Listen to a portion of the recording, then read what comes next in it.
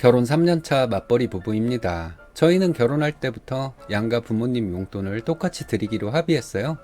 각자 자기 부모님께 매달 30만원씩 송금하는 방식이었죠. 그동안 아무 문제 없이 그렇게 해왔고, 저도 당연히 그게 도리라고 생각했습니다. 그런데 얼마 전 남편이 갑자기 이 부분을 다시 논의하자고 하더라고요. 이유를 들어보니 최근에 저희 아빠가 퇴직 후 받으시는 연금 액수를 알게 됐나 봅니다. 저희 아빠가 예전에 공기업에 오래 근무하셔서 국민연금이랑 퇴직연금 합치면 꽤 큰 금액이 나오거든요. 생활하시는데 전혀 지장 없고 오히려 여유롭게 취미생활 즐기시는 수준이에요. 반면에 시댁은 상황이 많이 다르십니다. 아버님은 일찍 사업 실패하셔서 모아둔 돈이 거의 없으시고, 어머님도 파트타임으로 겨우 생계 유지하시는 정도라 늘 빠듯하세요. 남편이 그걸 보며 마음이 너무 안 좋았나 봐요. 남편 주장은 이렇습니다. 우리 부모님은 30만원이 생존의 문제지만 장인어른은 30만원 없어도 사시는데 아무 지장이 없다. 그러니 이제부터 친정용돈은 10만원으로 줄이고 그 차액 20만원을 우리 부모님께 더 드려서 총 50만원을 드리자는 거예요.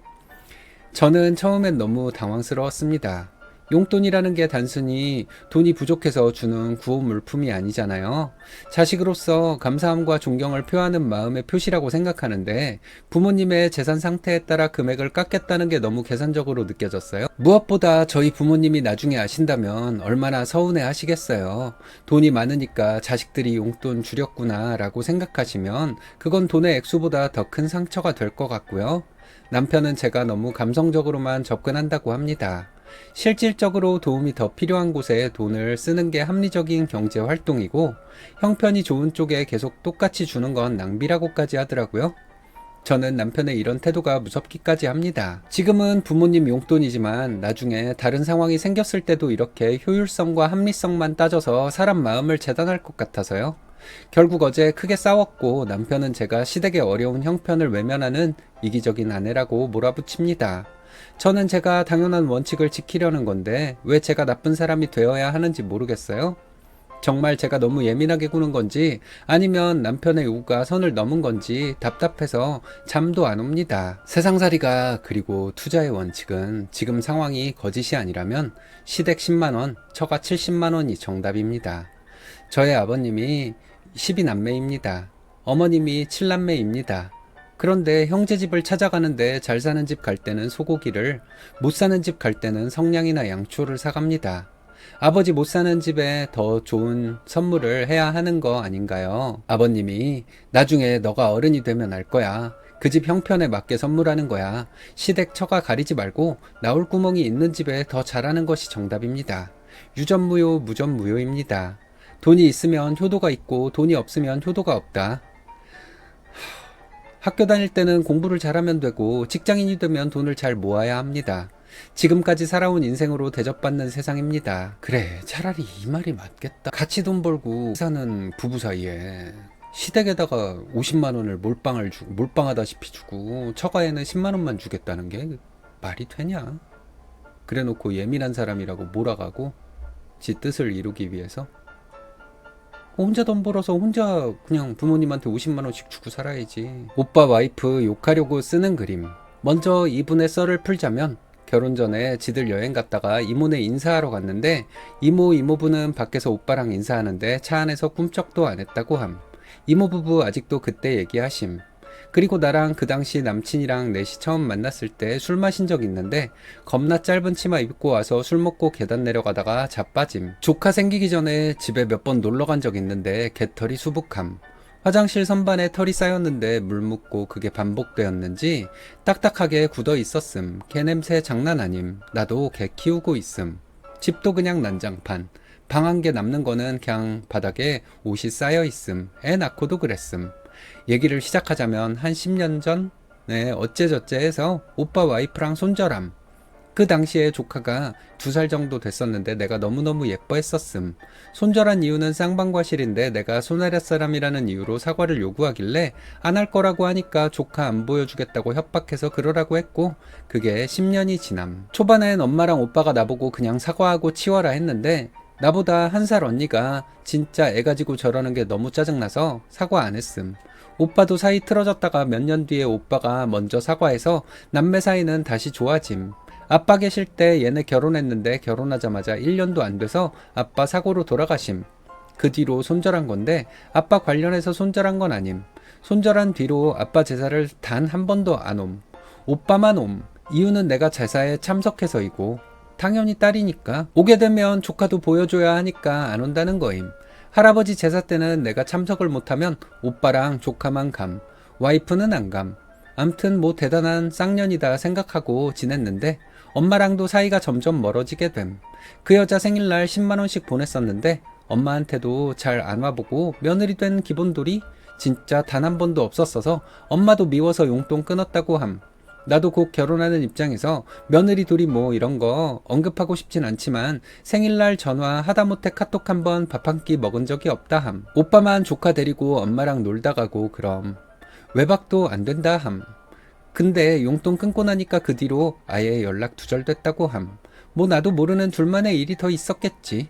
중요한 건 며칠 전에 외할머니가 돌아가셨는데 16년 요양병원 생활하심. 와이프가 외할머니를 한 번도 보진 않았겠지. 초기에 면회에 몇 번 갔던 걸로 암. 그런데도 돌아가셔도 연락 한 통 장례식장 찾아와 보지도 않음. 진짜 참 대단한 것 같음.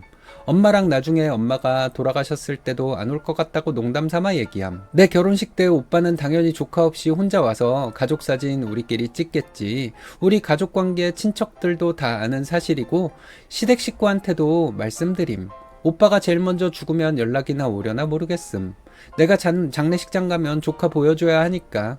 나중에 엄마 유산 가지고 누가 더 맞네 적네 지랄 떨면 진짜 죽방 갈길 것 같음. 그 여자도 네이트판 좋아해서 손절한 시기에 어떤 사람이 새언니 욕하는 거 보고 내가 쓴 거 아니냐고 오빠한테 뭐라 했다던데. 여전히 네이트판 좋아하는지 모르겠네. 이거 네 얘기야. 진짜 이런 년이 다 있냐.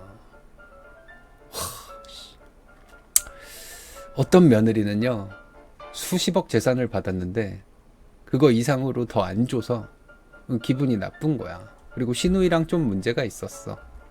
수십억을 준 그 시어머니 돌아가신 그 장례식장에 안 오더라. 왜 안 왔을까? 근데 웃긴 거는 그 망자의 손주 며느리인데 손주가 이혼을 했거든. 근데 손주 며느리가 왔어. 이혼을 했는데 와가지고 엉엉 울다 가더라. 나 진짜 그거 보면서 참 하여튼 주면 안 돼. 재산은 주면 안 돼요. 재산 정리하지 마. 재산 정리하지 말고 돌아가시기 전까지 그냥 가지고 계세요. 모든 분들 다. 그 재산세 이거 신경 쓰는 거 내가 정신이 혼미해도 그냥 다른 사람 보조를 받아서라도 개판 나도 상관없어. 끝까지 쥐고 계세요. 절대 주면 안 돼. 주면 인연들이 미쳐갖고 이래. 아들이고 뭐고 주면 안 되는 거야. 그냥 안 줘야 돼. 그리고 그거 갖고 계속 약 올리다가 너 나한테 잘하나 못하나 계속 볼 거야 라는 마음은 가질 필요가 없고 그냥 가지고만 있으면 다 알아서 잘하게 돼요. 그거 있는 재산 다 주면 자식도 내쫓는 거야. 그게 내쫓는 거야. 결혼한 지 20년이 넘었는데 아직도 남편을 오빠라고 부름. 학교 동료한테 그 얘기 했더니 아직도 그렇게 불러요? 이러더라고. 부르는 호칭이 부부 사이 질에 영향을 준다는 생각이 있나 본데 20년 동안 잘 살았는데 부르는 말이 뭐가 그리 중요한지 모르겠음. 아직도 그렇게 불러요? 이 질문에 꽂힌 거야? 쓰니가 좋으면 알아서 하면 되지. 굳이 저런 말에 감정 낭비하는 게 맞아?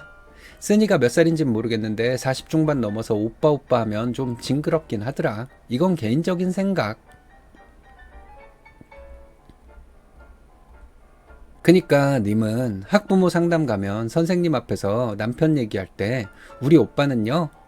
우리 오빠랑 얘기해 볼게요 라고 할 수 있으신 분이란 거죠. 원래 내 행동에 대한 결과를 전혀 예측하지 못하고 타인에게 어떻게 비치는지 단 한 번도 생각해 본 적 없는 약간 멍청한 사람들이 행복하긴 함.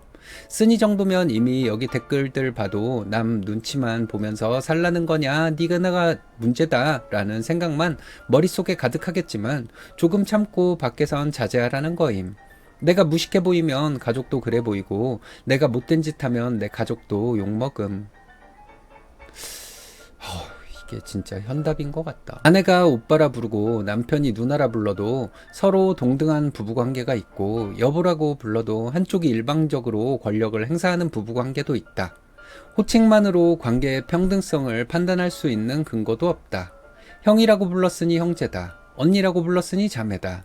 라고 하진 않는 것처럼, 그 어떤 부부가 연애 시절부터 오빠 누나 편하게 호칭해왔다라면 밖에서 그러든 말든 왜 그렇게 남의 호칭에 신경 쓰며 피곤하게 사는지 당연히 말해도가 있고, 보통 사회적 관계와 화자를 고려해서 말하지 청자의 개인적인 예외성을 기본 정서로 깔고 말하지 않는 게 예의라. 그럼 와, 진짜 말 잘하신다. 왠지 뭐 밖에 나가서 뭐 60대, 50대 뭐 이런 커플로 보이는 사람들이 오빠 오빠 하고 막 그러면 왠지 부부 같지 않고 부부가 아닌 그런 커플 같잖아.